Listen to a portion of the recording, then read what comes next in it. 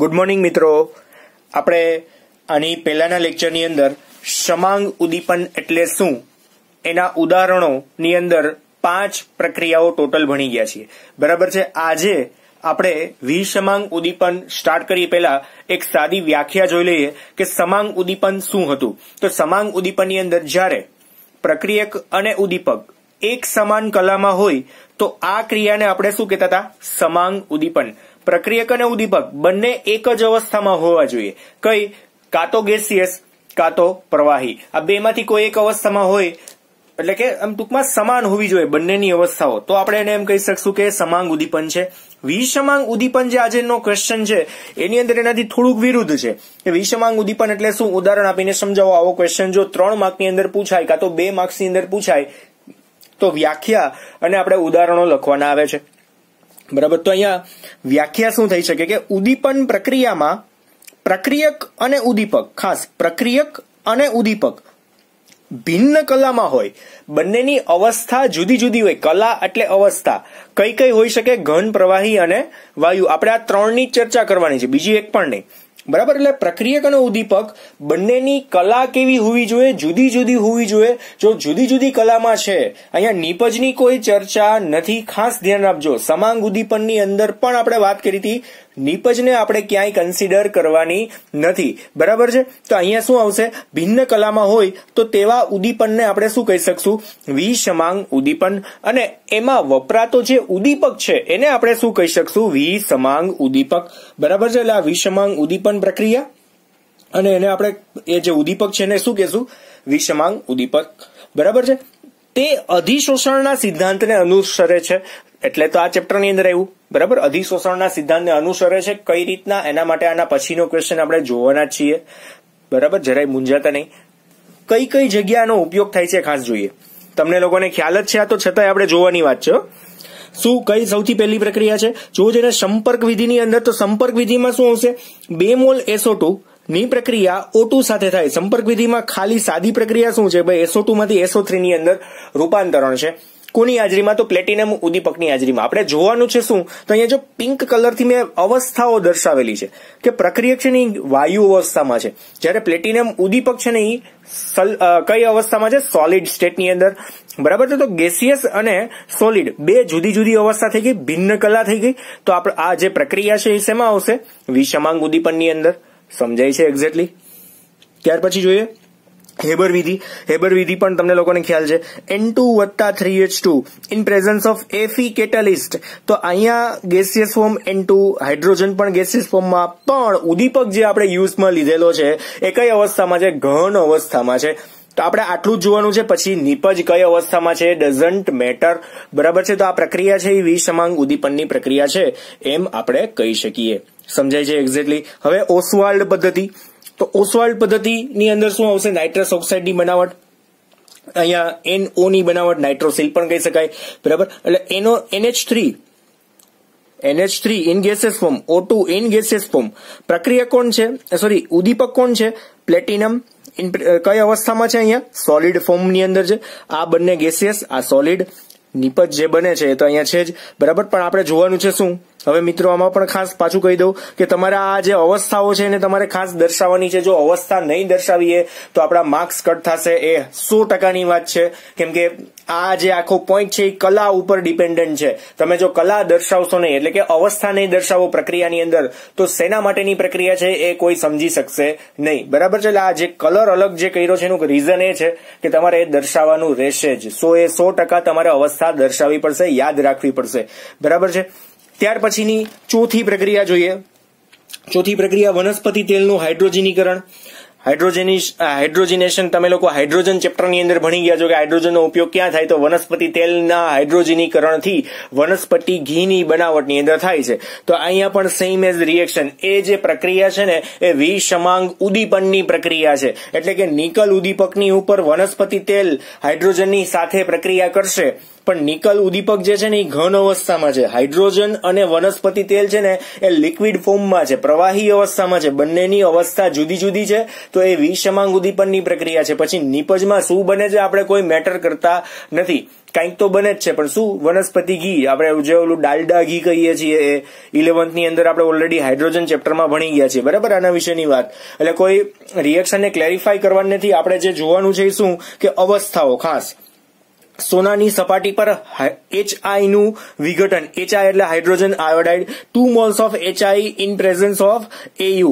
AU ની હાજરીમાં, એટલે AU છે ને એ જો સોલિડ ફોર્મમાં હોય, અહીંયા હું લખતા ભૂલી ગયો છું, સોલિડ ફોર્મમાં હોય, અહીંયા ગેસિયસ ફોર્મ, અહીંયા સોલિડ ફોર્મ, બંનેની અવસ્થા જુદી જુદી. વિષમાંગ ઉદ્દીપન છે આ, બરાબર છે. ઉદ્દીપકની હાજરીમાં પ્રક્રિયા થાય એટલે ઉદ્દીપન તો કહેવાય જ આપણે એમ. ત્યાર પછી પીટીની સપાટી પર હાસ્ય વાયુનું વિઘટન, પ્લેટિનમની સપાટી પર હાસ્ય વાયુનું વિઘટન, એટલે કે પ્લેટિનમ જે કોઈ એક પ્લેટ છે એની ઉપર તમારે N2O ગેસ, પ્લેટિનમ છે એ સોલિડ ફોર્મમાં છે અને N2O છે એ ગેસિયસ ફોર્મમાં છે, તો આ બંને એકબીજાની સપાટી, ટૂંકમાં પ્લેટિનમની સપાટી પર N2O શું થશે? અધિશોષિત થશે, એટલે કે સપાટી ઉપર એ ગોઠવાઈ જાય અને પછી કંઈક નિપજ સ્વરૂપે આપણને મળે છે N2 અને O2, કંઈક નિપજ તરીકે મળે છે. પણ આપણે જોવાનું છે શું કે ગેસિયસ ફોર્મ અને સોલિડ ફોર્મ બંનેની અવસ્થા જુદી જુદી છે, તો એ વિષમાંગ ઉદ્દીપન છે.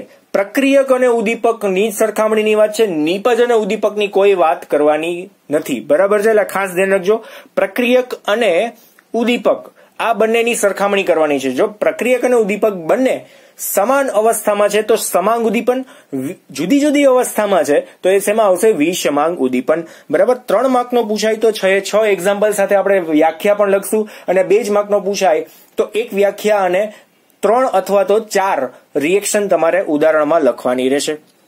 સમજાય છે મિત્રો એક્ઝેક્ટલી? એટલે અહીંયા ઉદ્દીપનની આ વાત પતી ગઈ છે. હવે નવો ક્વેશ્ચન જોઈએ, એ પણ ઇમ્પોર્ટન્ટ છે કે વિષમાંગ ઉદ્દીપનના આધુનિક અધિશોષણ સિદ્ધાંતની ક્રિયાવિધિના તબક્કા જણાવો. કે વિષમાંગ ઉદ્દીપન જે થાય છે એનો જે આધુનિક સિદ્ધાંત છે એની ક્રિયાવિધિ શું છે, એના આપણે તબક્કા પણ જોશું સાથે સાથે. જુઓ જોઈને જૂનો સિદ્ધાંત શું હતો, પહેલા તો આધુનિક સિદ્ધાંતની વાત કરીએ તો જૂનો શું હતો? અધિશોષણના સિદ્ધાંત તરીકે ઓળખાય છે કોણ? આ જે જૂનો સિદ્ધાંત હતો ને એ શું હતો? પ્રક્રિયકો એટલે કઈ અવસ્થામાં હોય? વાયુ કે પ્રવાહી અવસ્થામાં. ઘન ઉદ્દીપકની સપાટી પર શું થાય? સૌથી પહેલા તો આકર્ષાય જાય. કોઈ એક ઘન ઉદ્દીપક છે એની સપાટી પર પ્રક્રિયક કે જે વાયુ અથવા તો પ્રવાહી અવસ્થામાં છે એ શું કરશે? આકર્ષાય છે, એકઠા થાય છે અને શું થશે? એમાં સાંદ્રતામાં શું કરે છે? વધારો કરે છે. એટલે કન્ટિન્યુઅસ ઉમેરાતા જાય છે. એટલે આપણે એમ કહી શકીએ સાંદ્રતામાં વધારો થાય છે, બરાબર. આ સાંદ્રતાનો વધારો પ્રક્રિયાના વેગમાં શું કરે છે? વધારો કરે છે. આ તો તમને સિમ્પલ ખબર જ છે ને કે 1 ચમચી ખાંડ નાખીને પાણી ધીમે ધીમે મીઠું કરો ને એક સાથે તમે ખાંડ નાખી દો એક જ ગ્લાસની અંદર, તો પાણીના જે ગરમ થવાની જો રેટ છે એ કેટલો વધારે છે એ તમને લોકોને ખ્યાલ જ છે, બરાબર છે.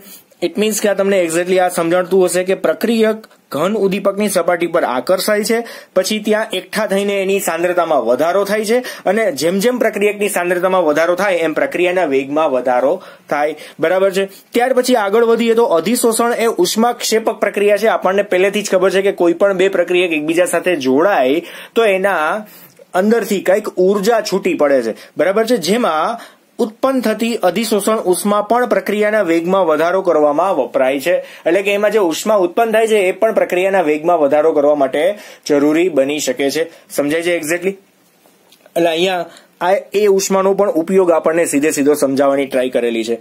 ત્યાર પછી આપણે એક્ઝેક્ટલી જોઈએ તો વિષમાંગ ઉદ્દીપન મધ્યવર્તી સંયોજનોના નિર્માણની ક્રિયાવિધિ પણ અનુસરે છે. વિષમાંગ ઉદ્દીપન છે એ મધ્યવર્તી સંયોજનોના નિર્માણની ક્રિયાવિધિ પણ અનુસરે છે.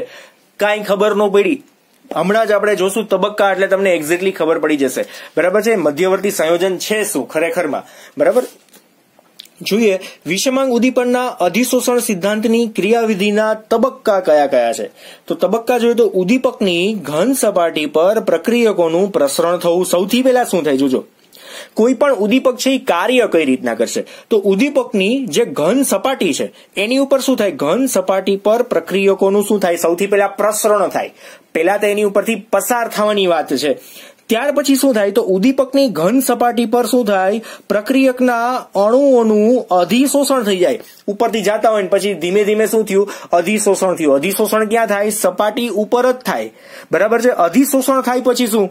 તો ભાઈ અધિશોષણ તો થયું તો ઘન સપાટી પર મધ્યવર્તી સંયોજનનું નિર્માણ થવું. પહેલા શું થયું, ઉપરથી પસાર થયો, પછી અધિશોષણ થયું, અધિશોષણ પછી હવે મધ્યવર્તી સંયોજન બની ગયું, એમની વચ્ચે બંધ બની ગયા છે, બરાબર છે. થર્ડ સ્ટેપની અંદર શું, ત્યાર પછી શું થાય છે, નિપજ બનવું.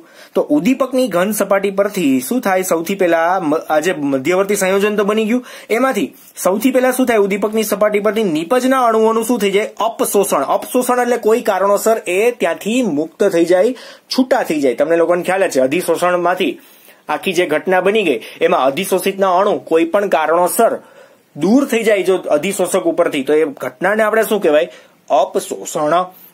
આની પહેલા આપણે ભણી ગયા છીએ. જેથી નવા પ્રક્રિયક અણુઓનું શું થઈ જાય, સ્થાન ફરી પાછું મળી શકે. સિમ્પલ છે. હવે અહીંયા જોવું જોઈએ ને, એક આ મારો હાથ જે છે ને એ અધિશોષક છે, બરાબર છે. કોઈ એક પદાર્થ અહીંયા એક પ્રક્રિયક આવે છે, પેલા આની ઉપરથી પસાર થાય છે, પસાર થાય એની પછી શું થાય કે એની ઉપર શું થાય છે, સપાટી ઉપર અધિશોષિત થાય, એટલે કે અધિશોષણ પામે છે. આખી ઘટનાને અધિશોષણ કહેવાય. એટલે અધિશોષણ થાય અને અધિશોષણ પછી એ એક સમય એવો આવશે કે એની સાથે બંધ બનાવી નાખશે, મધ્યવર્તી સંયોજન ફિક્સ બની જશે. સમજાય છે એક્ઝેક્ટલી. અને ફિક્સ બની જાય પછી શું થાય, તો એમાંથી સીધી નિપજમાં રૂપાંતરણ થઈ જાય અને એ જે ખાલી જગ્યા પડે છે ને એ જગ્યાએ નવો ત્યાં કેટાલિસ્ટ આવી શકે, નવો પ્રક્રિયક એ જગ્યાએ આપણને ઉમેરી શકાય. એટલે કે એક આવે છે, બીજો જાય છે. દાખલા તરીકે આ પ્રક્રિયક અહીંથી નિપજમાં રૂપાંતરિત થઈને ગયો તો આ જે ઉદ્દીપકની સપાટી એની ઉપર પાછો નવો કોઈ એક પ્રક્રિયક આવી શકે છે, બરાબર છે. કન્ટિન્યુઅસ એ રિએક્શન કેવી હોવી જોઈએ, સ્ટાર્ટ હોવી જોઈએ. તો ઉદ્દીપકની સપાટી પર નિપજના અણુઓ શું થઈ જાય છે, દૂર થઈને ધકેલાઈ જાય છે અને ઉદ્દીપક હતો એવો ને એવો પાછો મળી જાય. તો એ હતો એવો ને એવો પાછો મળી જાય તો એનાથી શું ફાયદો થાય કે કન્ટિન્યુઅસ તમે નવા જે પ્રક્રિયકની સાંદ્રતા છે એની ઉપરથી પસાર કરશો અને રિએક્શન છે એ ચાલુ રહેશે. ઉદ્દીપક છે એ પ્રક્રિયાના વેગમાં કન્ટિન્યુઅસ વધારો કરતો રહેશે, બરાબર છે. એક્ઝેક્ટલી સમજાય છે. હજુ આને આપણે ક્રિયાવિધિથી એક્ઝેક્ટલી આ 5 મુદ્દાને જોઈએ એટલે વધારે તમને ખબર પડશે. તો શું છે ક્રિયાવિધિ, એક્ઝેક્ટલી આપણે અહીંયા ધ્યાન આપજો, જોઈએ. સમજી લ્યો કે એક અહીંયા મુક્ત સંયોજકતા ધરાવતી ઉદ્દીપકની સપાટી છે. મુક્ત સંયોજકતા એટલે અહીંયા જો આ ડેશ આપ્યા છે ને, મુક્ત સંયોજકતા છે કે જે તત્પર છે કોઈ એક પ્રક્રિયક સાથે જોડાવવા માટે, નિપજ સાથે નહીં, પ્રક્રિયક સાથે જોડાવવા માટે તત્પર છે. કોઈ એક એવી સક્રિય સપાટી છે, બરાબર છે. આ સક્રિય સપાટી ફટાફટ કોઈ એક પ્રક્રિયક આવ્યો નથી કે એની સાથે અધિશોષણ કરીને મધ્યવર્તી સંયોજન બનાવ્યું નથી, આ તૈયારીમાં જ છે. ત્યાર પછી આની સાથે આપણે ઉમેરેલા છે 2 પ્રક્રિયકો A અને B. તો અહીંયા શું આપ્યું છે, પ્રક્રિયકના અણુઓ એવું મેં લખ્યું છે. A અને B શું છે, માત્ર ને માત્ર પ્રક્રિયકના અણુઓ છે. જો આ આખી ક્રિયાવિધિ પહેલા હું તમને એક્ઝેક્ટલી કહી દઉં કે આ કઈ રીતના પ્રક્રિયા થાય છે, કે સાદી પ્રક્રિયા છે, 2 પ્રક્રિયક છે A અને B, અહીંયા બંનેની પ્રક્રિયા થાય છે અને કંઈક સંયોજન બને છે AB, બરાબર છે. હવે આપણે આની અંદર શું ઉમેરવાનું છે, તો કોઈ એક ઉદ્દીપક ઉમેરવાનું છે. કે ઉદ્દીપક ઉમેરશું તો આ જે રિએક્શન છે કઈ રીતના એક્ઝેક્ટલી થાય, આ જે પ્રક્રિયા બહુ નાનકડી જે જોવામાં લાગે છે ખરેખરમાં આટલા બધા સ્ટેપમાંથી પસાર થાય છે. ટોટલ 5 સ્ટેપમાંથી પસાર થાય છે. સૌથી પહેલું શું, તો આ મધ્યવર્તી મુક્ત સંયોજકતા ધરાવતી જે ઉદ્દીપકની સપાટી છે એની ઉપર શું થાય, પ્રક્રિયકના અણુઓ પસાર થાય છે. પ્રક્રિયકના અણુઓ પસાર થાય એટલે શું થાય કે સૌથી પહેલા એનું અધિશોષણ થાય. એટલે શું થાય, જો જુદા જુદા ભાગની અંદર પ્રક્રિયકના કણો જે છે એ કેવા થશે, ગોઠવાશે. જુદા જુદા ભાગની અંદર ગોઠવાઈ ગયા. જો A છે એ કોઈ એક જગ્યાએ જોઈન્ટ થયો, B છે એ કોઈ એક જગ્યાએ જોઈન્ટ થયો. નજીક એટલે રાખ્યા છે કે અહીંયા બંધ બનાવો છે ને એટલા માટે, બરાબર છે. ત્યાર પછી પ્રક્રિયા કરતા અણુઓનું શું થઈ જાય, અધિશોષણ થાય છે. અધિશોષણ અહીંયા જો ઉપરથી પસાર થાય છે, અધિશોષણ થાય એટલે શું થાય, અમુક સમય બાદ એમની વચ્ચે કંઈક બંધની રચના થશે. એટલે A અને B વચ્ચે શું બની જશે, બંધ બનશે અને મધ્યવર્તી સંયોજન બનશે. એક્ઝેક્ટલી બરાબર છે. અહીંયા જે બંધ બની ગયો એના લીધે આપણે એમ કહી શકીએ કે ભાઈ ઉદ્દીપક અને પ્રક્રિયક છે ને એકબીજા સાથે બંધથી જોડાઈ ગયા છે. હવે શું થશે, ઉદ્દીપક છે એ પ્રક્રિયાના વેગમાં વધારો કરશે અને શું કરશે, પ્રક્રિયકનું નિપજમાં રૂપાંતરણ કરશે, બરાબર. કાંઈ લખ્યું છે, નિપજના અણુઓનું શું થાય, કોઈ કારણોસર અપશોષણ.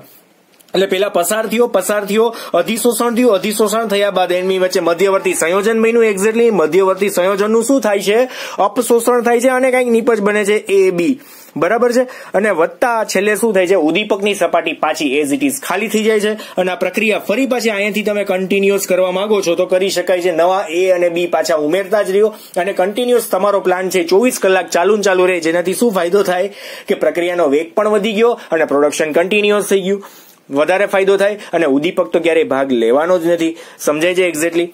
તો મિત્રો અહીંયા અત્યાર સુધીની અંદર જે આપણે ભણ્યા એની અંદર શું વાત હતી કે ભાઈ આ 5 જે તબક્કાઓ છે ને એમાં વિષમાંગ અધિશોષણ જે છે એ આ રીતે ટૂંકમાં જોવા મળે છે. તો 5 તબક્કાઓમાંથી પસાર થાય છે. સૌથી પહેલા પ્રસરણ થવું, પછી અધિશોષણ થાય, પછી મધ્યવર્તી બંધ બને, ધેન આફ્ટર પ્રક્રિયકનું નિપજમાં રૂપાંતરણ થાય અને ઉદ્દીપક છે એની ઉપરથી શું થાય, ક્રમશઃ તમે પ્રક્રિયકના અણુ ઉમેરતા રહ્યો એટલે શું થાય, એ ઘટના ચાલુ રહેશે. એટલે ઉદ્દીપકની સપાટી પરથી નિપજના અણુઓ કોઈ કારણોસર શું થઈ જાય, દૂર થાય છે. આ ફાઇનલી આપણને ટૂંકમાં આખી એક તબક્કો આખો કમ્પ્લીટ કર્યો.